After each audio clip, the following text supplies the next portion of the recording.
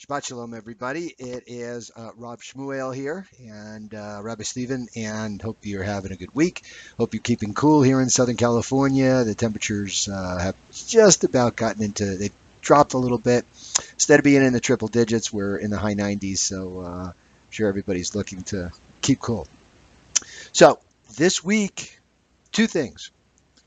First of all, we start a new book of the Torah. We start the book of Devarim, which is Deuteronomy.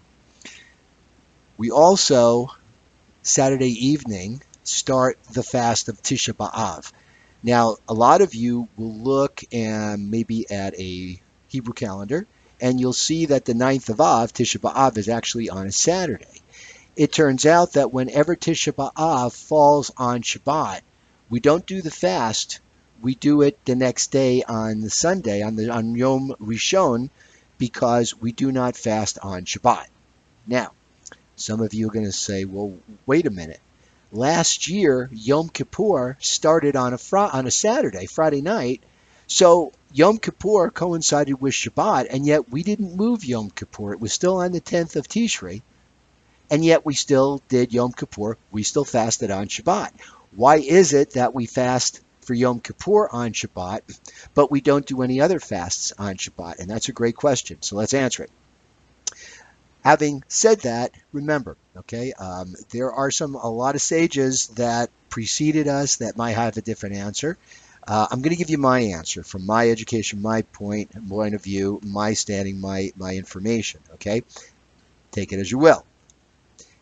In the Torah, they say that Hashem tells Moishe, Rabbeinu, that the 10th day of the month of the 7th month, remember, Tishrei is the 7th month. It's a holy month. It's the number 7. That's when we change the years, even though the secular New Year is on the month of Nisan, which is in the spring, which is 15 days, and Passover is 15 days after Moshe Rabbeinu led the children of Israel out of Egypt on their journey to the Promised Land. Okay? So, it says on the 10th day of the month of Tishrei, you will afflict yourself. Now, this is a biblical commandment. It says the 10th day. There is no stipulations in the Torah for moving that day if the 10th day falls on Shabbat.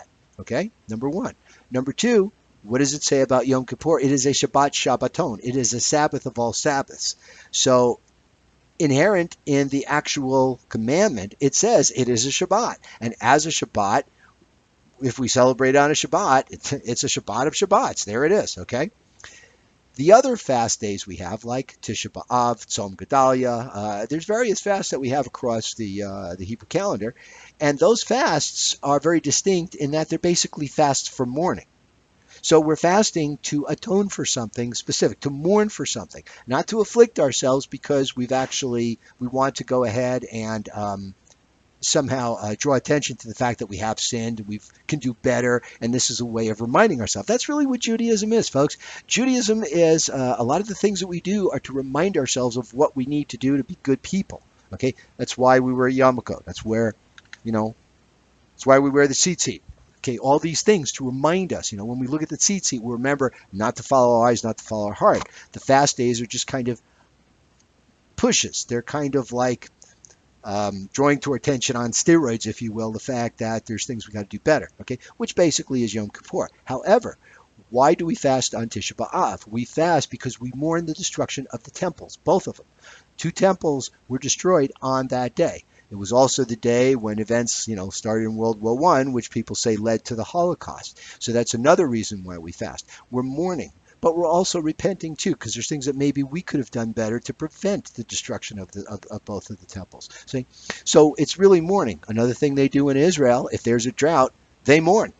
They will fast. They will fast to mourn the fact that they're having a drought, to make up for it, to prayers and supplication, to really drive home the fact that, yes, we're repenting. We're sorry that, whatever we've done to cause a drought. Right?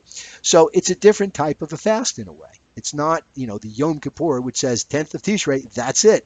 It's a commandment, period, end of story. There's no wiggle room on there. No room for, maybe the day before, the day after. That's what it says. Okay, so speaking of mourning, let's start the new book of Devarim. Devarim means words. Okay, these are the words of Moshe Rabbeinu. Okay, as it is 38 years later, the new generation of Israelites are about to go into the land. And Moshe Rabbeinu is about to die. He's about to leave this world, this physical world. So he gathers all the Israelites together. And this is his first discourse. There's 3 discourses in the book of Deuteronomy where Moshe Rabbeinu, addresses the Israelites. So let's digress again. Okay, let's think of this as the Talmud. This is why the Talmud basically is, it's it takes 7 years or so to go through, because there's a lot of, they start on a subject, they go on a side subject, they go on another subject, finally they come back to the subject. What does the word Deuteronomy mean? I love to talk about this. Okay, Deuteronomy means second. So in a way, we are revisiting a lot of the commandments that we've had over the last 3 books, from Exodus, Leviticus, and Numbers.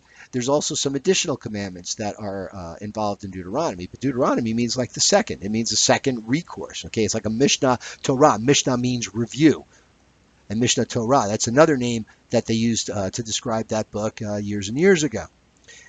Some of you who are familiar with chemistry, the lowest atom on the periodic table is hydrogen. Hydrogen has 1 proton in the middle and an electron on the outer shell. Okay?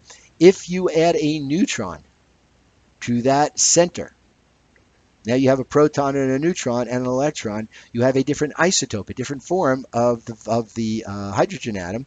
It is an isotope, and they call it deuterium for the second isotope. So that's the kind of the origins of Deuteronomy. So Moshe Rabbeinu is addressing the masses. He's addressing the Israelites, giving them kind of a pep talk, but he's also it's a big, big warning. He's saying, this is what happened over the last 40 years. You people have been charged with going into the promised land and taking it. You're a different breed. You don't come from slave stock where you're afraid of your masters and you kind of have weak egos and low confidence, low self-esteem, which, by the way, people talk about proofs that the Torah really happened. Consider that rather than archaeological evidence, consider rather than physical evidence. I submit to you this is a psychological evidence. We didn't know. Modern psychology didn't start addressing these things until the last 50, 60, 70, maybe 100 years with Freud. I don't know. But consider the fact that it's a mentality that the ex-slaves had that prevented them from having that confidence to go in and listen to Hashem and take the land. This generation does. They grew up in the desert. They were the first Sabras. Sabra is the Hebrew word for a cactus, describes a native-born Israeli. So Moshe Rabbeinu first talks about their journey. He said, we went here, we went there, we went there. Now, a lot of the names of the places, really, the names are derived from some of the sins that happened in that place. So this is the Torah's way of drawing attention to those sins without actually naming the sins. Because remember, in Judaism, we don't gossip. We don't demean. We leave that to Hashem. So the Torah is sparing that negativity in a way, right?